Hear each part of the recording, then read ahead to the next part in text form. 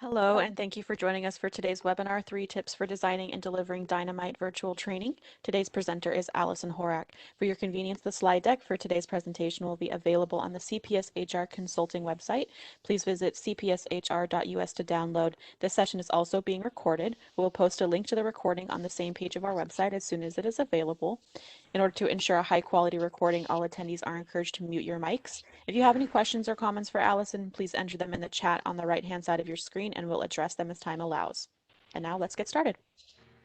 Great. Thanks, Angelique. And good morning, everyone. Thanks for being here on this Friday. We've got 30 minutes for 3 tips about designing and delivering Dynamite virtual training. So I'm really glad you're here. And I will, even though we only have 30 minutes, I do like to have some interaction. So I'm going to plant a seed right now. I'm going to be asking you in just a moment, what challenges have you experienced with design and delivery of your virtual training in the last year? Or if if you were doing virtual before then, it was forced on us, right, about a year ago. But at any time, I'm going to be asking you, what is 1 or 2 of the challenges you've been experiencing? So I just want you to be percolating on that for a moment. So in our 30 minutes, we're going to talk about 3 tips, and I'm going to give all the tips away right now. We'll dig into each of them in a moment, but the agenda will cover the 3 tips. The first tip that I have for you is change is necessary. In the last year, I've coached about 9 or 10 of my training colleagues. This is what I do for a living. I'm a trainer. And so they were colleagues in various stages of resistance, I'll say, to the whole virtual thing. And what I witnessed is that the earlier that someone accepted that something about their class needed to change, the much quicker they were able to transition and make a successful class. So I know it's easy to say, you just need to accept it.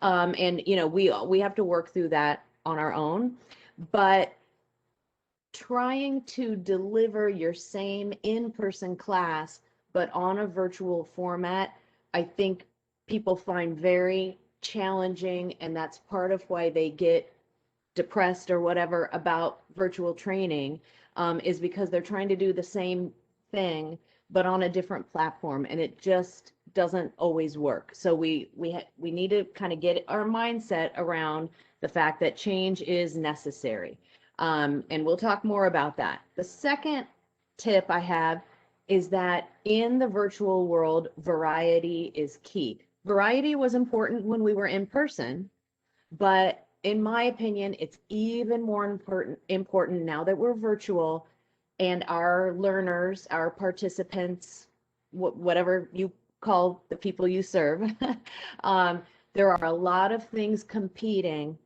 for our learners' attention. And so we have to keep it interesting. So of course we have to have quality content. I think that goes without saying, but we have to make sure that we give them some variety. And there's many different ways of doing that, but I think that's key. And then a third tip I have for you has to do with while you're delivering the class. And the tip that I chose is community propels your class. Forming some kind of a community within the class, even if your class is, a day long or even 4 hours. And I'm going to argue even a 1-hour webinar, there are some things you can do to make people feel like they're a part of the group, and it's not this kind of arm's length transaction that's kind of happening in the background while they do other things. So those are our 3 tips, and let's dig in. So I told you I would ask. Pat's already given us something in the chat. Thank you, Pat. Here's my official question. I'm asking it. Please use the chat, and in the drop down, make sure you're set to everyone if you're comfortable with everyone seeing your answer. Here's the question. What have been or are your biggest challenges with designing and delivering virtual training. You could take it from the design perspective or the delivery or both, but I'm going to pause for just a few seconds so you can think and type. But I'd like to know, as my presumption is that the 30 of us are all do some kind of virtual presenting, or you wouldn't have signed up for the webinar probably. So what have been some challenges you have faced with design and delivery? So Pat's is, my challenge is 4 hours of training condensed into 1.5 hours of training once it went virtual. You've stripped out all videos, games, everything fun is gone. Okay, thank you. Christina, keeping people from multitasking. And in a way, I don't know if you feel this way, Christina, but I'm like, the bottom line is I'll never know. I I really won't know what people are doing, and I've got to just do my best to be interesting and relevant and hope that people are participating. Of course, there are some things we can do. But you know, we won't know absolutely what people are doing or aren't doing. Okay. Yeah. And that's tough because we're used to being able to see people and they're in front of us and we can tell that they're doing the exercise or doing group work. And now we don't necessarily know. Okay, let's see. Lori, the different technical skills of the viewers, spending the first few minutes of every class teaching some people how to mute, change their name. Right. Um, I don't know, Lori, if you feel this way, but since we are, you know, a year in, I have found that probably 75% about of my participants are pretty savvy about the basics on the platforms now. But, you know, almost every class, there's at least one person who unmutes without realizing it or something like that. And that technical stuff does chew up our time. Kind of going back to Pat's comment, there's a high likelihood that your time is condensed now, and then you're having to spend some of it on this like technical minutia, which is cutting away even more of your content time, right? And let's see, Helena, not being able to tell how engaged people are since I can't see or hear them, right? Laura, keeping it as attractive to stay focused on. Right, holding people's attention to the best of our ability. It's a challenge. Tina says, I have yet to design or deliver, but I will need to soon. Okay, so that's awesome that you're here. Jimmy, greater difficulty in reading the audience during the presentation. Right, we're not, you may encourage people to have on their cameras. I like it when people have their cameras on, but I'll have to admit, for me to, I'll do air quotes, make eye contact with my audience, that right now, I hope you feel like I'm making eye contact with you, but I'm looking at my webcam. I can't look at the chat or my slides, or if we had camera capabilities, it would be in my periphery. So there's a whole skill set with training yourself to look at the camera rather than look at the audience.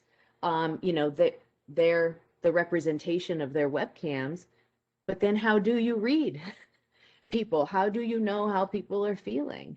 Yeah, and there's something, so I'm gonna just throw this in based on Jimmy's comment, and maybe you all do something like this, but when I was a new trainer, something that I learned that was kind of the mantra, one of the mantras of being a good trainer is you ask open-ended questions, like the one that's on the screen. What are some of your biggest challenges, right? You don't ask a yes, no question. Are you having any challenges with virtual training? You don't do that because then people either say yes or no, and then you're done, or you have to ask a follow-up question. Instead, you ask open-ended.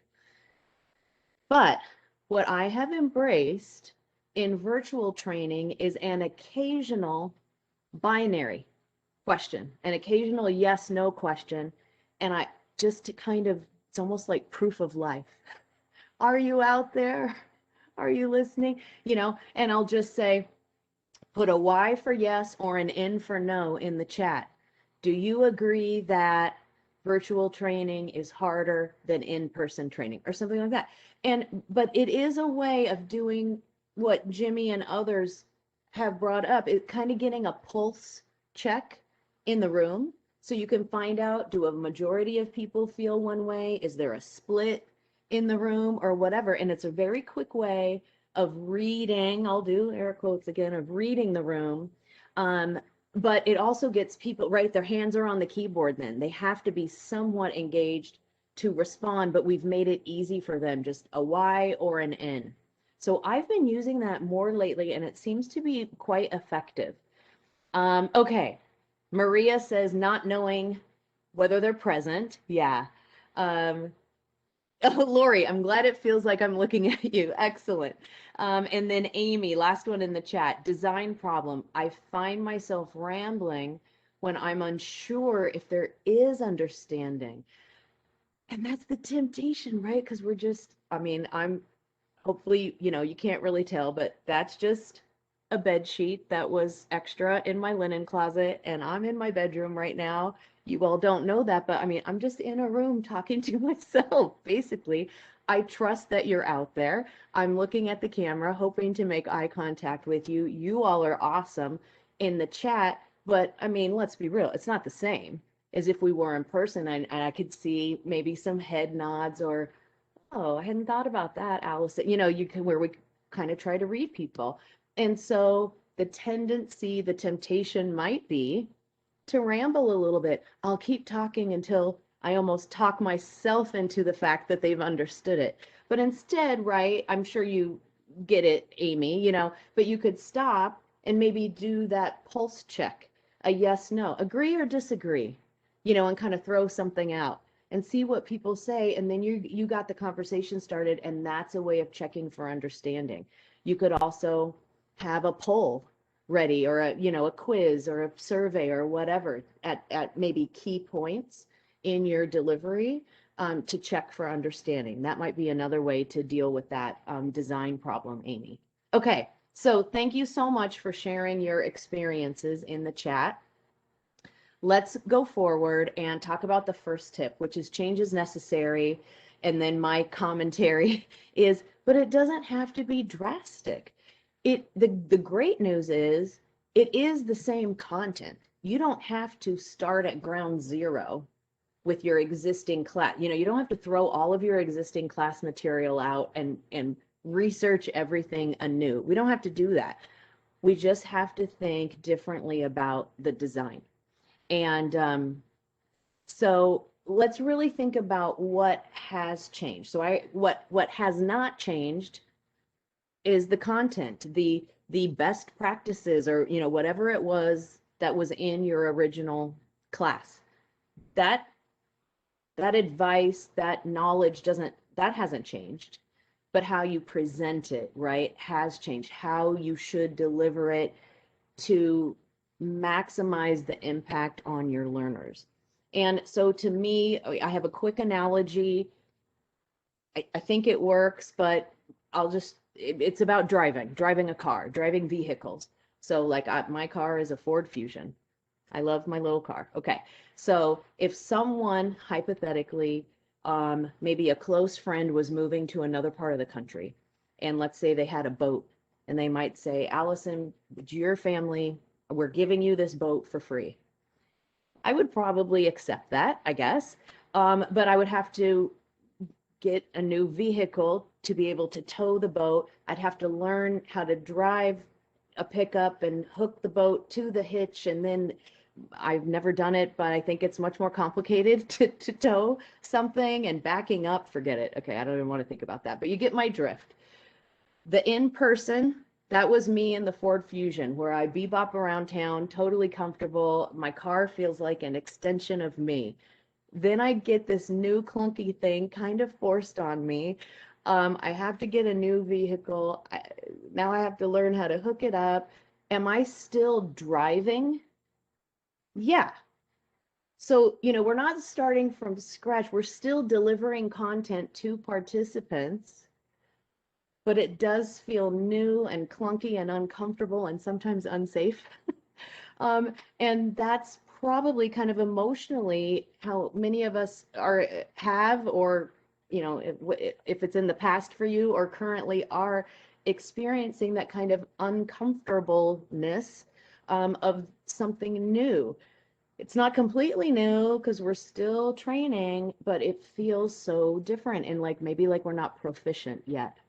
And so I do want to just kind of put it out there. I don't mean this to be harsh or judgy or whatever, but not everything in your original class most likely translates well into virtual. Back to Pat's comment early on in the chat, you probably have less time in class, whether it has literally shrunk or even if it's like my original class was 8 hour, was 8:30 to 4:30, and I'm still teaching 8:30 to 4:30, only it's virtual. We're going to talk in a minute about taking frequent breaks in our class. I have much less time in class, even though on paper it's the same class time. I just have less time in the virtual environment, so I have to plan for that. And I did have to cut things, sometimes the fun stuff, as Pat mentioned. But I think if we put ourselves in the shoes of the participants and say, you know, is this going to work virtually? How much work am I making my participants do just so I can do this thing that I think is cool? Um, we may scrap that. And so really put yourself in the position of the learner and say, is this worth it for them? And that kind of, I'll say, bringing that emotional intelligence to the table really helped me make some decisions about what to include or exclude from my virtual. Okay, so we should also think about dynamics, and we are no longer center stage. I think how it looks on your end is I'm about the size of maybe a postage stamp on your screen. So what is center stage? My slides, right? And so I still have to command attention and maintain control of the class, but I'm like, Honey, I Shrunk the Kids size, and that can be harder to do. And so how can you do that virtually? How can we be dynamic, still control the class, but know that we're relegated to like a little corner of the screen or whatever? And so I have 3 ideas for that. The first one is frequent breaks. And I'll tell you right now, this is the only information I have about breaks. I'm going to tell you all the literature I've read on it and my experience is that you want to take a break every hour. So for every hour of instruction, I always take a minimum 10-minute break, sometimes 12, sometimes 15, depending on the pace of my class. So if you are someone who teaches a lot of webinars, then this may not be as important to you because, I mean, if you teach, for instance, 1 hour webinars, then you probably don't have to consider breaks and you could just do a solid hour. But for all of us who teach longer than that, I think you really have to think about people's needs, people's ability to sit in maybe not an ideal situation if if they're working from home. I know it's not great for my back, but I work in my bed quite a bit because I don't have a designated office space. Just that's the nature. It's not, it's fine, but that's how my house is set up. And so we got to take people's physiology and biology into consideration and things like their eyes, their neck, back, posture, all of that stuff. We've got to be giving them frequent breaks. Okay, so that's all I'm going to say on that topic. The other 2 ideas that I have for you that we'll discuss in just a minute, as far as being dynamic and holding people's attention, is we've got to be strategic with the activities we choose to do in class. And then we have to think about how we're designing our slides. If you look at the real estate on your screen right now, at least if yours looks like mine, the majority of the real estate is my PowerPoint. So I spend a lot more time on my PowerPoint slides than I ever did before we went exclusively virtual.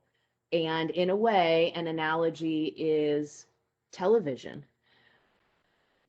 I'm sure, know that on television, they change the camera perspective every like 4 to 7 seconds.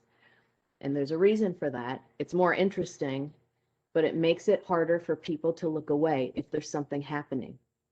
And so that's part of my approach for slide design. So we'll get there in just a moment. I got to make sure I stay on task here. So I did have this question. We'll just treat it as a rhetorical question. What happens if we don't change? And, if you want to put something in the chat, that's fine, but you could just think about it. If we don't adapt, there are potential, negative consequences. We, at this point, a year in, I think learners are pretty savvy and they've seen some very good virtual training. And if we're not kind of raising the bar, then we might lose business. We might get left behind. People may not be learning maybe mandatory content, compliance issues, whatever. So we need to make sure we are embracing it and trying to stay abreast of best practices for virtual. Okay, so tip 2 is variety is key. And this is where I'll talk about those other 2 things, are the activities we choose to facilitate in class virtually and how we design our slides. Okay, so we want to make sure we have variety. That's really the key. And so I encourage you to try something new. Be adventurous, be willing to experiment. Now, I don't mean like in the moment, you're just going to be like, oh yeah, there's something here called annotation. I wonder what that does. Okay, not a good idea, right? So what I mean by be adventurous and try something new is ahead of time. And then, master it, make sure it's relevant. You're not, for instance, using the whiteboard just for the sake of being able to say, I used the whiteboard. It actually is a learning moment. So make sure it's strategic. Explore the possibilities. What can you do now that you couldn't do before? This one has been really meaningful for me. There were so many things I would have liked to do with technology that I could not do before because most of my clients don't provide, for instance, laptops to their employees. So people would come with literally nothing. Sometimes I would have to give them a pen to write with. And then I provide the booklet. I mean, not only did they not have a laptop, they didn't even have a writing utensil. But now that we're virtual, I know you have the internet. And so I do a lot of what I call field trips, where I put a link in the chat and I send people to read an article or do some research and then come back and share their findings. I could never do that before. And so I've tried, try to find something that you can embrace, that you love about being virtual, that you couldn't do before, and kind of hang your hat on that. And that'll help you if you are having some resistance issues. Okay. And so, of course, we've got our learners in the forefront of our mind. What's going to help them intake, process, and apply the information we're presenting? And this is just a little cautionary sentence. It's better to facilitate 2 activities really well than to do 6 activities and kind of do them poorly or, mediocre. So yes, there are probably, depending on your platform, 7 to 10 things you could do. Chat, private chat, breakout rooms in pairs, breakout rooms in groups, whiteboard, annotation, polls, surveys, etc. Don't try to do all of them. Pick 2 strategically, 2 to 3, depending on the length of your class, and really master it from your side, the facilitator side, and then again, that line right above where we are now, but make sure that it makes sense for the learners and the content, and then just like nail it, rather than spreading yourself too thinly and trying to use all of the tools of the platform. That's probably not necessary. Okay, then the last thing I want to talk about is enhancing your slide design. And I've tried to do that with this slide deck. So one thing is you want to embrace animation to keep attention. I didn't use a whole lot of animation before, but I do now. And it doesn't have to be cheesy, like, flying away or whatever, but it's just this slow reveal of your information so that people don't get ahead of themselves. Again, what are we trying to do? Retain their attention, keep their attention. And so by only, by limiting what you put on the screen, that's how you keep their attention. You can see right now there's a number 1. I'm sure you presume there are other numbers coming. It makes it more likely for you to stay with me. Okay, number 2 is to ditch bullet points. You may have noticed, but there has not been a single bullet point in this entire presentation. In essence, what you're reading right now is a bulleted list, but I made it into smart art, which is up in the ribbon in PowerPoint. And there's actually a button that says convert to smart art. So anytime you have a bulleted list, consider making it more interesting, beautiful, however you want to describe it, by converting it to smart art. I know this sounds drastic, but you never need bullet points in your PowerPoint. Everyone has bullet point overload right now. Okay, number 3 is to use a cohesive color scheme. I think that speaks for itself. And again, I've done that in this presentation. I used the CPSHR logo colors, green and gold and magenta, and I've kept that throughout. It makes it look like everything's purposeful. And then the last tip I have about your slides is to make your headlines work harder. And that's just the title or the header or the heading, whatever you want to call it. I call it a headline. Let me show you an example quickly. Compare these 2 slides. So here's the first one, which I think looks pretty good. So it's a full-size photograph. It's darkened over on the left. It's meaningful, and I have this headline or title that says survey results. I think most people would say that's a pretty good slide, like it's visually interesting, etc. But I've missed an opportunity to influence my audience. What about survey results? I mean, it's just like factual, it's just a noun. It's not telling my audience how they should think or feel. So compare it to this. Q4 complaints down by 37%, exclamation point. Now it's meaningful. I am already influencing you, my listener, my learner, on how you should feel about what's to come. So I have good news, right? Complaints are down. Look at the graph, and then I would of course continue and give you more data or whatever. But don't be content to just kind of put a noun or, like a one-word descriptor in the headline. Make it persuasive. Tell the learner what they should be thinking, looking at, feeling in the moment. All right. So the last tip I have is to build some community in your class. So I know we're getting close to the end of our time. So is it possible to build community in even a half-day class or a 1-hour webinar? I think the answer is yes. One thing is to address learners by name. I have tried to model that today.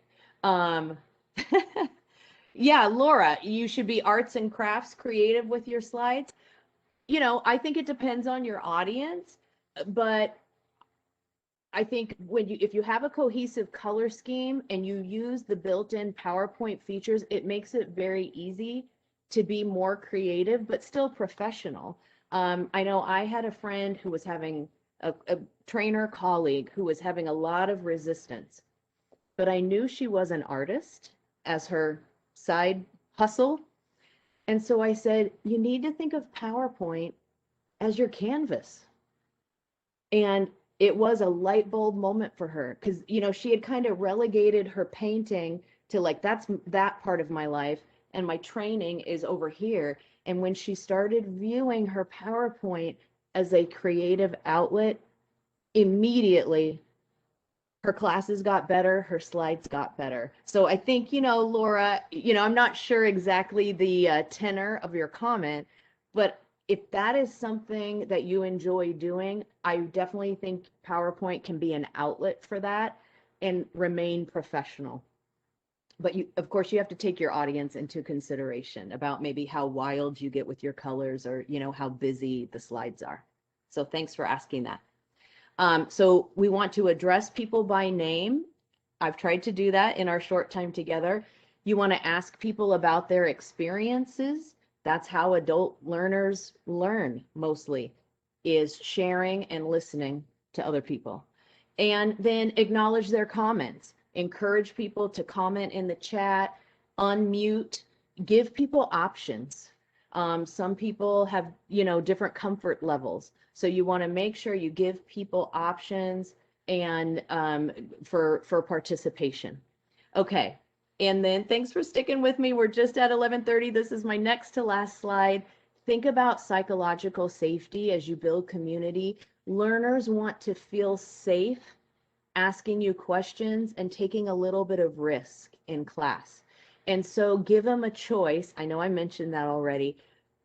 You can tell people, I don't have to hear from everyone. I'd like to hear from maybe 3 people minimum right now. So give them a choice about whether to respond and then how. Again, chat or unmute or whatever.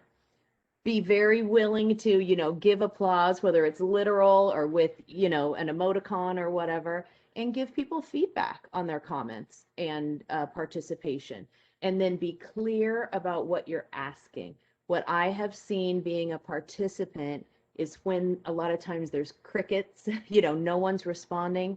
It's because the facilitator has not been painfully clear about what he or she is wanting from the audience. So I think it's most helpful to say it and also have a slide that tells people exactly what you're wanting from them. Okay, thanks for sticking with me. 2 minutes over. I appreciate it. These 30 minutes are part of a 2-day workshop. If you're interested, Angelique is going to put the registration link in the class. I would love to see you there and get much more hands-on. And thank you all for your participation and being here today on this Friday morning. Hope you have a nice weekend. Thanks a lot. Yes, awesome. Thank you, Allison, for your helpful presentation, and thank you again to everybody who joined us. Please be sure to check our website at CPSHR for the slide deck and the recording that we will post as soon as they're available. Thank you again, and have a great day and weekend as well. Thanks, everyone. Thank you. Bye. Thanks for all your comments.